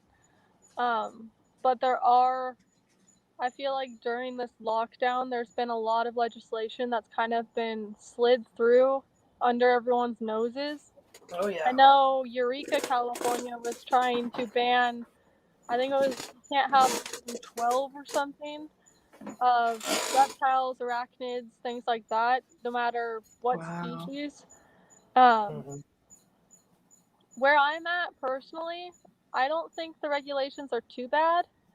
Um, like we're allowed to keep most things. We can keep big snakes, the reticulateds, the Burmese. There is restrictions on interstate travel, so kind of like the eastern indigos. Um, I I don't know. I don't think the government should be too involved past making sure everyone is safe relatively. And that's a hard line to find because what one person considers safe, another person might not. Like Yep. we keep reticulated pythons. We can consider that safe as long as we have someone with us handling it. But Mhm. someone who doesn't know reptiles or maybe only knows certain kind of reptiles can be like, no, that's ridiculous. You don't need a snake that big. Yep. So I think it's hard to draw the line on what's really best. And I think reptiles right now is a very self-regulated industry. So Yeah. Yeah, we are pretty well. I wouldn't say well self-regulated, but we do okay. I guess we want better for Yes. ourselves. I'll say some, that we do. sometimes it's a very with every industry, there's a very like back end of it where Yep. people are just doing horrible things, and it sucks because I feel like that's what gets the media attention. Oh Anytime yeah. anything bad happens, that's what gets blown up, and that's why USARK is so important to keeping reptiles, is actually getting the word out there that we're more than just kind of basement dwellers, like weirdos, I guess. Yes. Yeah. There's normal people or looking people, right? You know, in the reptile community. I know, like, originally when we first got into this, and Brandon, we've talked about this, like, I didn't have the purple hair, right? Like, I just looked like a normal person, and they'd be like, what do you do for a living? I'm like, well, I breed reptiles. And people would be like, I can't believe it. You don't look like you would do that. And I'm like, Yeah, why right. would you say that? And they're like, well, you don't have any tattoos or piercings, or, like, you know, you look like a normal person. I'm like, yeah, because there's, you know, it's not abnormal. You don't have to, exactly. It's not, there's a very big stigma that surrounds people that, or what people think of when they think of a reptile keeper. Yeah, I mean, I used to get the same thing. I had a personal Instagram that, like, I felt like I was always being fake on. I try to keep up with what would get the most likes. But as soon as I'd post my animals, it was like no attention. Or I'd get weird remarks. And so I started Cali Reptiles and found people who actually enjoyed the same thing. And now that's gone way past what my personal did. And I couldn't be happier, honestly. Like, I've met incredible people. I get to keep the animals that I love. And I don't know. I find that way more important. And I'm doing educational things now to where people who do still have that stigma where reptiles are weird and it's weird that you keep them, it's weird that you're breeding them. I love the platform to be able to teach people. And I've had people send me comments on, like, oh, you're something to look up to. And I remember always looking up to everyone else. So yeah, it's fun when you hit that point. You know, it's weird kind of at first, right? But because you still feel like you're the person looking up to others, but then to think or know that you have other people looking up to you, right? Yeah. There's an interesting, it's weird. It changes, like, your perspective of what you're doing and how you do things changes a lot at that point. And I know we do a lot of educational stuff. Well, we were set up to do a bunch in 2020, and then of course everything got shut down. But one of the big reasons we branched out to other species other than ball pythons, like the beardies and the, you know, my Asian water monitor and things like that. Most of those animals fell in our lap. I did purchase my beardies from a breeder, but the Asian water monitor and several other of our reptiles just kind of happened to make their way to us.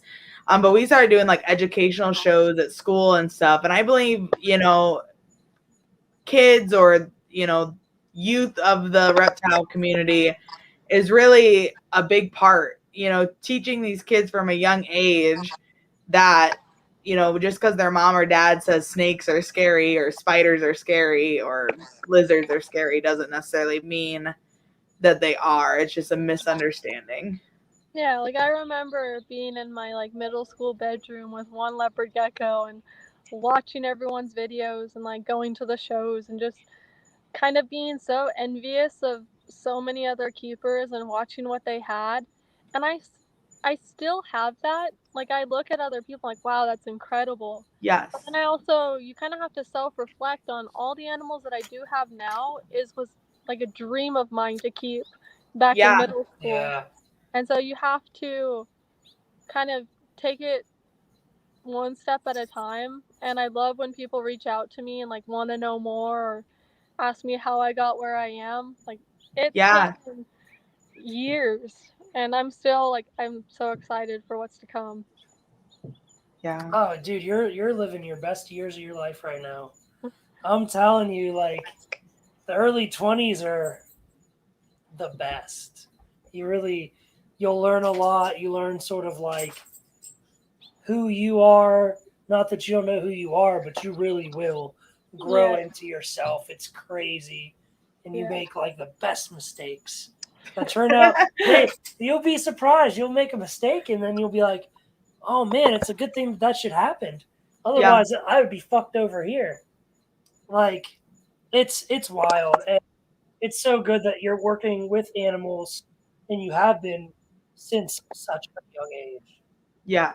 I had this idea yesterday and I'm going to share it with you two right now. I only shared it with my girlfriend, but because I did animal education for kids, and I was like, yo, I should learn sign language and then go to all deaf schools and do reptile education to all these deaf kids. That would Yeah. honestly be really cool. Yeah. Reach a population that might not have the knowledge at all, really. That was my That would be thought. super cool. So I started learning sign language on YouTube yesterday. I have a book. I have the I'm American gonna Sign follow Language my book. dreams. Yeah. I used to know a lot more than I do now. I still know like all my letters and a few things and stuff like that. But yeah, that's a really good idea. Yeah, I so took that's what I'm gonna Spanish for do. 5 years and don't remember much of it. You live in California, dude. How can you not just speak Spanish? I don't. That's crazy. You guys have like more Hispanic people than anywhere else Wait, ever. growing up, I lived in Campo. I was a good 30 minutes away from the border, but I lived on a mountain. I could see the fence. You just never got bored and went down there and made a friend, talked to someone through the fence, like, hey. I wouldn't have come back home. Yeah. That's fucking wild, dude. All right, so what is the future of Cali Reptiles? Oh boy. I don't know. I'm planning on expanding a lot, whether it's this year or next year. I'm hoping this year, but actually getting into a facility. I feel like that will be really cool. Teaming up with other people, really expanding. I've got all kinds of enclosures and storage that I just haven't built yet because I don't have the space. Damn. Yeah. That's my whole garage. I have an oversized 2-car garage that literally is just full of like extra enclosures and supplies and stuff that's like part way put together. Like I have a tortoise box out there. I've never had a tortoise. Seriously. Like ever. I'm just like, someday I want a tortoise, so I built a tortoise box. I feel like you have your reptile room, and then you have like your reptile what ifs. Yes. Yeah, dude. Yes. You have just as much maybe in your reptile what ifs as you do in your actual reptile room. Yep. But nowhere to put it in your actual reptile room. Like that. No. Yeah. Yeah, we're at the point now where we have decided that we actually are going to tear down this room. Oh, wow. And just expand it to the whole basement. Like it's pointless to keep these walls up because we just close off more confined space. So yeah, at some point we're gonna have to finish out there and literally move everything out and then take these walls down and then we'll just have the whole big open space again. That's awesome. Yeah, and it's funny because we built this room 3 years ago. We're like, we'll never fill it up. And now I have like so much shit in here. It's ridiculous. Like there's not room to move. That's the magic number. Touch racks on both sides. Yeah, that's the magic number. I have to upgrade every 3 years, it seems. Yeah. I'm constantly upgrading. I'll take a picture of the room and post it. The next week, I'm like rearranging enclosures because I brought something new in. Yep. Yeah, it's definitely way different from when I first saw it. Yeah. Like when I first started following you, way different. Yeah. Yeah. But who is the only magnet on your mini fridge in your room? Is that yours? It's mine. You goddamn right it is. She's like, is it yours? I don't even know. It's up in the top corner. Yeah, dude. You better know. She sent me a picture of it when she put it there. Like, yeah. Love it. Yep. Fuck I'll have to get you a Reptile Revolution one. Yeah, we'll have to send you some stuff for sure. So then is Cali, okay, riddle me this one. Mm-hmm. Is Cali Reptiles, is your goal to just like be a hobby breeder and have a hobby that pays for itself? Or even after college and everything, are you trying to go hard at Cali Reptiles? Like make that your business and that's going to be your job? Cali Reptiles is going to be something big. That's really what I'm pushing for. Love it. Yeah, fuck yeah. I'm excited. We've got a lot of plans and a lot of goals to get. and how much I've expanded in already just a year is insane. Yeah, dude. Fuck yeah, dude. I liked how you even said that. You were like, Cali Reptiles is going to be something big. You were Yeah, just like like, yeah, so certain. Like, yeah, and that's what dude. you need, right? Like, see what you want and go for it. Like, don't be this like, well, I don't know. I guess I might be able to make it someday. I don't know. Like, no, it's what you want. Go for it. I Especially at Yeah, feel like 21, right? a lot of Like, people don't follow what they really want to do. They don't follow their passion, and yes. they end up regretting it later on down the line. When I found something that I'm really passionate about, why would you let it go? Or why Yeah. would you kind of let it hit the back burner? I've been told basically all growing up, like, oh, it's a nice hobby. It's fun to do like on your spare time. That's not my Yep. goal. Yeah. yeah, dude. It's I totally understand that because I mean we got when I quit my full-time job because I was a computer programmer before we did this. I made decent money as a computer programmer. You know, it's a pretty good gig. And literally just dropped it all and started doing the reptiles full time. And I mean, anyone that knew me was like, "What are you doing? Like you're throwing your life away. Yeah. It's never gonna amount anything. You're never gonna make any money breeding reptiles. You're never, never, right? Like all these reasons why." And here we are 5 years later, and now those people don't know what to say, you know? And it's just, other than I can't believe it. Like, I can't believe you can make a living breeding snakes, you know? That's yeah, the biggest thing. It's And such a niche. yeah, it's such yeah, a it niche is. market. And in my opinion, we're just getting started too. Like, we have just started reaching a level of potential. You know what I mean? In 5 years, I can't wait to see like another 5 years. And I think everyone feels that way. You know, just like you said, I can't believe how far I've come in a year. Imagine where you're going to be at year 5 And or year 10. that's the same way here. Like I'm just starting. I got into the clown leopard geckos last year, and I'm starting to get eggs from them. And I have friends that are breeding them and selling them, and they're just skyrocketing right now. Like I got in Yep. at the perfect time, and Yeah. I with all the different species that I brought in, like I'm just so excited. And the fact that I have the opportunity to have some of the animals that I have now, like I never would have thought maybe 10 years down the line. I didn't think Yep. next year I would have these animals. Exactly. That's so awesome.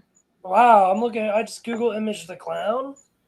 Yeah, tangerine clown. That's some gangster shit. Yeah. Damn. Yeah, clown's fire, bro. Damn. Some of this shit is like, damn. This is really bright orange. Yeah, they're That's crazy. insane, dude. Yeah, those are badass as fuck. Damn. I might have to get up on that. You're like, I Well, need one Black Knight clown. Yeah. yeah, I need one of each now. Fuck, dude. It's I don't. crazy because I feel like we do this every show. Like we get someone new on and we're like, dude, I need that. You know, so am I looking at the right thing? Yeah. Okay. That's so. I bright never orange. trust Google image, right? Because like there's so much different stuff. Yeah, I think the interesting thing about that specific morph, the clown, is it actually stems from a project. So it stems from the G project, and there's so much variation in it. Um, Yeah. some of the main things about clown is they have a lot of green, they have the high contrast orange and the black. So it's almost like a tricolor with very high tangerine. Yeah, I'm seeing Very that cool. the high tangerine seems to be the common denominator there. Yeah, they come from a lot of tangerine lines. Yeah, Okay. C1. That's crazy. Like this is a And, little different, but still very. and the G project, I assume, means like genetic stripe because it looked like it had a big stripe No, down its back. G project actually stems from green, I believe. Okay, gotcha. Oh. So some of that blue that you see in that one will actually fade out to be a green color. Ooh. Oh, cool. Let me Shit. see if I can find And that's polymorphic like when that. it changes like that. That Yeah. shit is badass. No, not really that one. I think that one might have white and yellow in it. Okay. You can combine it in different things, but So it probably has G Project, but it's probably G Project I was gonna say something it else. yeah, yeah. A lot of people are adding it to different things. Yeah, so it's probably Right. like pure. Damn, that's still pretty badass though. They're So awesome. you have a sweet arsenal. Is that like your most like powerful like breeding species is leopard geckos? Yeah, those are Yeah. kind of what pay and make sure that I'm making enough to upkeep the rest of the animals. Yep. See, Right. it's. I don't know if you know who Miguel is from Always Evolving Pythons. I don't know if you ever Yeah. heard. I don't know if you ever heard of that guy before, but he was on a podcast with Chris Eaton from Snakes and the Fat Man, and one of the things he said, it's on YouTube too. If you guys want to watch the YouTube, not just listen to the podcast. Something Miguel said is like, if you come into this and you treat it like a business, it'll pay like a business. Yep. If you treat it like a hobby, it'll pay like a hobby. Yes. Right? So 100%. I feel like you And- came into this treating it like a business. Yep. And I understand, Alyssa, what you're getting at with like the leopard geckos, right? And Brandon and I have talked about that with our ball pythons. Like we'll always have the ball pythons because they're so reliable, in all honesty, as far as like the market. Yeah, as far as like the market and the desire for these animals and that kind of stuff, you know, it's like might not always be our most favorite species to work with, although I do love my ball pythons. But you know, they are just they're kind of a foundation that you can fall back on if you need to. And I'm sure you feel kind of that way about your leopard geckos, right? Like there's these other awesome species that you really want to work with, obviously, but the geckos are just that good foundation of consistency and reliability in a way to, you know, kind of always keep things moving, keep things in motion. And it's crazy because with leopard geckos, they come in every color, like from straight white to straight black to orange to green, even purple, like all kinds of stuff. And there's also a larger amount of people who want leopard geckos, whereas say you breed the abronia, like not everyone knows what an abronia is or is going to be able to take care of it. Whereas leopard geckos, there's a way bigger population that actually wants them and will buy them. And then even from there, you have your baseline ones to your $1,000 ones. Like, Yep. 100%. It's that good market, baby. That good market. I love me the reptile market. I do. That is my favorite thing. I'm telling you. And I think it's always good to have one of what you almost call like an intro reptile, right? Like you're saying about the abronias. Like not everyone has the means to take care. Like that would be a hard first reptile ever. Yeah. You know what I mean? Because there's a lot. It's very involved. There's a lot that goes into it, right? Whereas like your leopard geckos, your crested geckos, your ball pythons, a lot of your colubrid species, not all, some of them have a bit of an attitude. They can be pretty feisty. But like your kings, you know, your milk snakes, your corn snakes, things like that. Some of your kings, although kings definitely have a little bit of an attitude to them, if they want to. But having that intro species, you know, to kind of help people build to where they have an understanding of reptiles and they're able to keep some more of the difficult species if they desire, right? Because I think anyone would look at an abronia and be like, oh, I want that. Like it looks like a little dragon. Like anyone that would want a reptile would be like, yes, you know, they're so cool. But again, having the means and the knowledge to keep one is very different.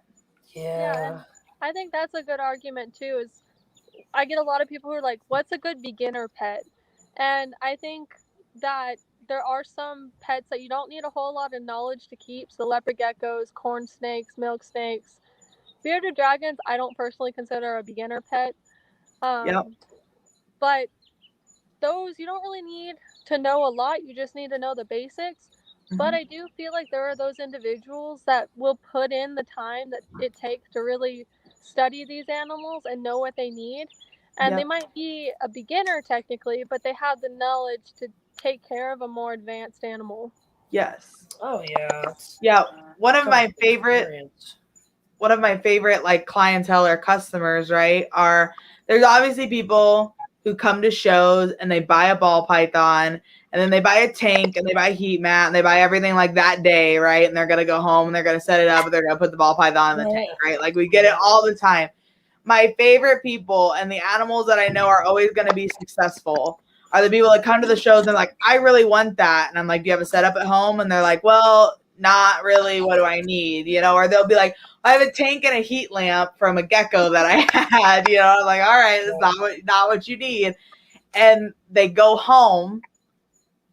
They take my little list of all the stuff I give them that they need, right? They go home, they get it all, they set it up. They come back to the show 3 months later. All right, I bought all my stuff. I've got it set up. I've had it running for 2 to 3 weeks. My temps are good. Like I'm ready for my snake. Those are the customers that you're just like, I almost want to just give this to you. Yeah. Like, I'm so happy, you know, that this animal is going to go home to a setup that's all ready, you know.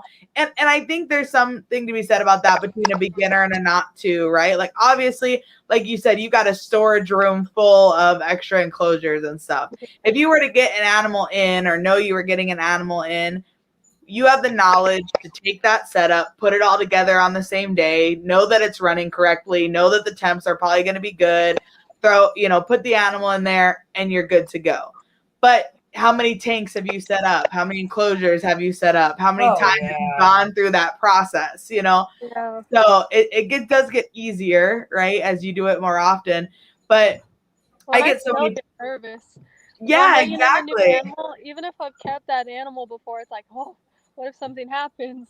Yes. Yeah, dude. Yeah. But I get so many people that, you know, they go to set something up and they put the probe in the tank, right? Like they put the heat mat on the outside or inside of the enclosure. Yeah. And then they put the probe like inside and like try to tape it down. You know, it's like, no, the probe goes between the heat mat and the enclosure or whatever the case may be, or the heat mat goes on the outside of the enclosure. It's just all little things that, you know, are learning steps you kind of have to go through. Oh yeah, I remember going through all my trial and errors. I have my first leopard gecko that's been like through it all with me. I had him on calci sand. Yeah. Like co-housed with other females. Like I messed up big time, and I'm. Oh yeah, my first ball python.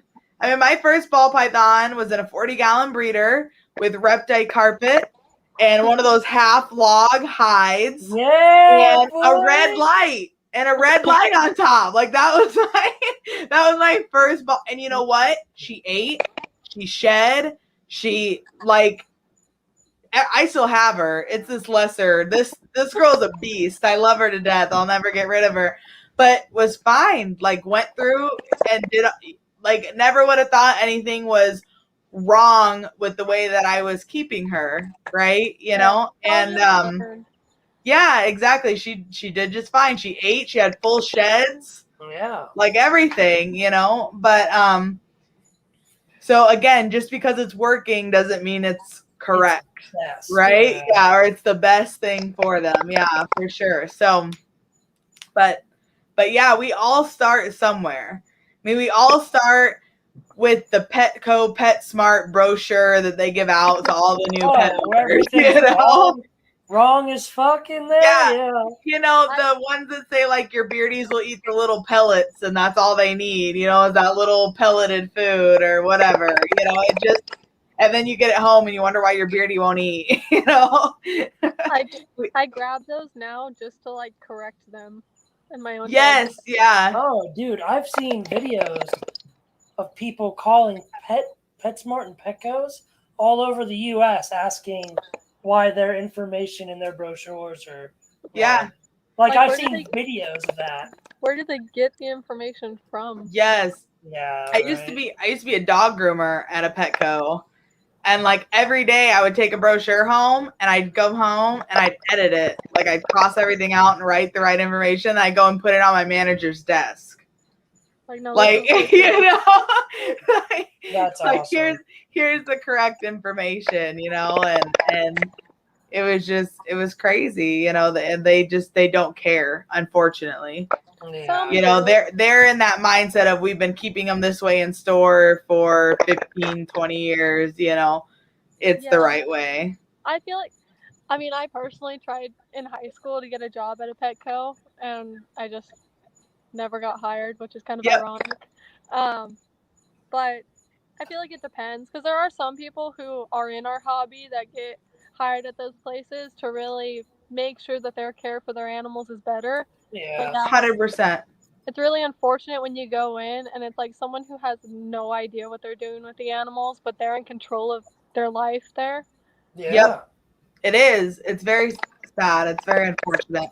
And there definitely are good people, like you said, that work there that really want what's best for the animals. But, unfortunately, a lot of people that work there, it's just a paycheck. You know what I mean? And they just do what the manual says. They do what the book says. And they go, like, we had a beardie one time that I can't remember what, it was sick. They were going to take it to the vet, or whatever. It was this big little beardie, and the hospital container that they were supposed to keep it in was a critter keeper, like a little critter keeper with a heat mat on the bottom and then a heat rock on top of the heat mat. And and it was like, you can't give beardies like straight belly heat like that, right? Like they absorb heat from the top. Like obviously you can give them like if you're working on Ambien or something, but they had like a heat mat like 120 degrees that this beardie was supposed to be like laying on so it didn't get too cold. It's like they absorb heat from the top, not the bottom. It's like the only gonna burn. They're supposed to be getting is like if the sun's heating up a rock, but then exactly. Yes, it's not their direct heat source, Exactly. and so that's fucked. It is. It's strange. Well, that's why anyway, people like us are here to make it better. Yes, we're approaching the 2-hour mark here. So, Alyssa, we've got some fun Revolution round questions for you. So they're just fun, like right off the top of your head, quick questions that you're supposed to answer. I promise it's nothing too crazy. We've already given you a run through tonight with all the technical difficulties. So sorry about that. No, don't be sorry. We fine. feel bad though. We made you run in and out in all different places. Yeah, we were like, man, if you go back and watch this, you'll see me talking shit. Like we put this poor girl through the ringer. God, we put you through a lot. So we apologize. Anyway, we'll go ahead and get started with that. Brandon, you can take the first one. Yep. All right. These are answered quick. Okay. Okay. What's your 1 rep max on bench press? I have no idea. No one ever does. I don't have a lot of arm strength. It's how much can you lift? How much do you weigh? How about that? I weigh like 120. I mean, I can lift a 50-pound bag, but that's about it. All right, that's there you go. That's all you need, right? Up straight, I'll move that around. There you go. Next all right. Talking about the candy, do you say caramel or caramel? Caramel. Yeah, boy. Brandon got another one. Yeah, it's caramel all day. I thought about calling her before this and being like, hey, we're going to ask you this question. But that's how he's getting all of them. That's how he's getting all of these. Caramel is my everyday, but if we're like getting fancy in a fancy restaurant, I'd be like, it's caramel. Oh, there's both. There you go. Yeah, all right. We got a dual wielder. That's pretty There fun. we go. All right. Go ahead. Snakes or lizards? Lizards. All right. Favorite reptile species? What comes to the top of my head is chameleons. I can see nice. That's a good one. What kind? Like what species? Ambelobe. I fuck with that. Nice. But I like the other locales, so just panthers in general. Yeah, panthers in general. But yes. I don't know. I have a hard time. Yeah, I like the panthers a lot. All right. It's hard to get one. Are Repashy Christmas trees normal in your house? No. Okay. I did that the Repashy Christmas trees. I did that once last year, and I think I posted the picture of it. Yeah, that's why I asked. I did get cube ones like a week ago. Nice. Oh, shit, nice. All right, and last question. How are you revolutionary?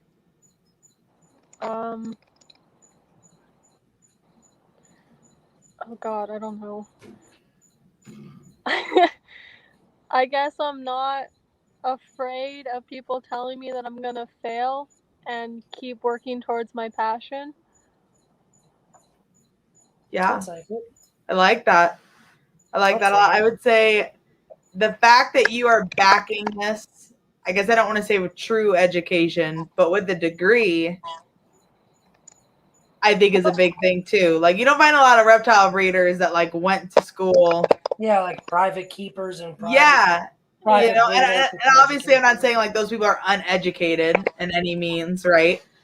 But to No just be able degree, to be yes. like, yeah, to literally be like, here it is on paper, you know, Yeah.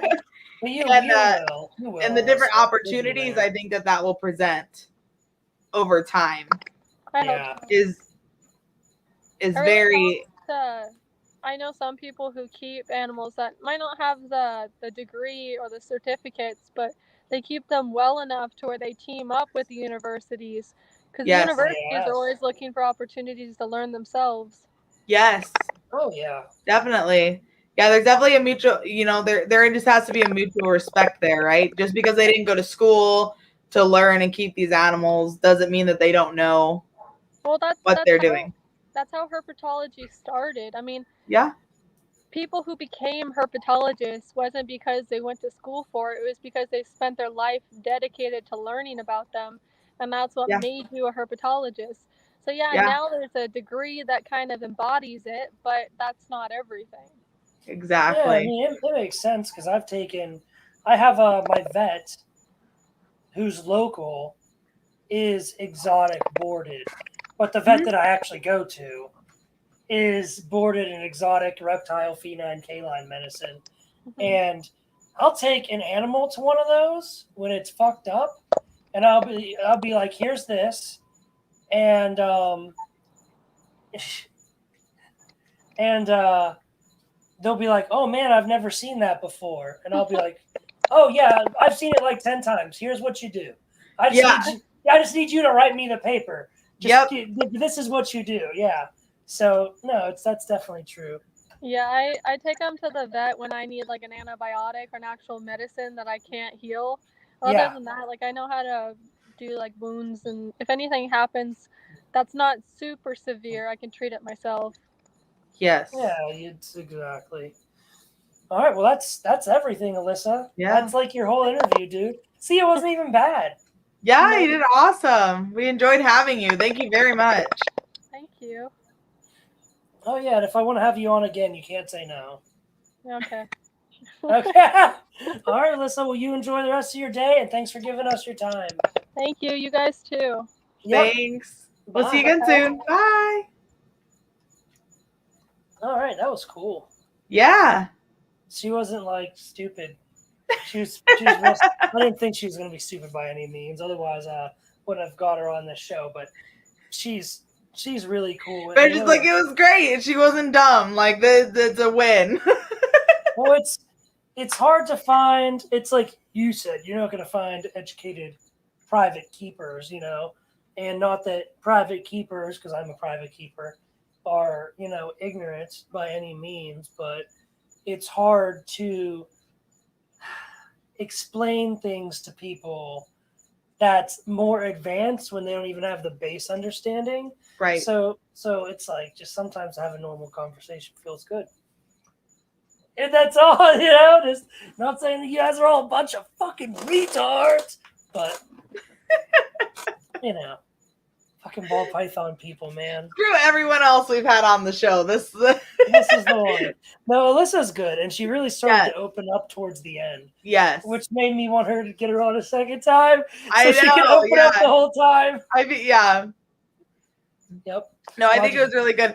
Yep. I definitely would like to have her back on again, especially like maybe like I hate to say in a few years, right? Because I'd like to have her on sooner, but as she continues with her education and keeping the different species and things like that. Retard. So, no, we should have. I think she should be a yearly guest. Yeah. Let's do the beginning of June every year. We have to have Alyssa on. We have to have Alyssa on. All right. Sounds good. Yep, that's what I'm saying. Retard. Don't get offended. I love anyone it. out there who's retarded. It's okay. Yeah, we're gonna get flagged. Like this video gets taken down. Yeah, the last 2-3 minutes of it. All right, you filthy fucking animals. Next week. Bye. Bye. Bye.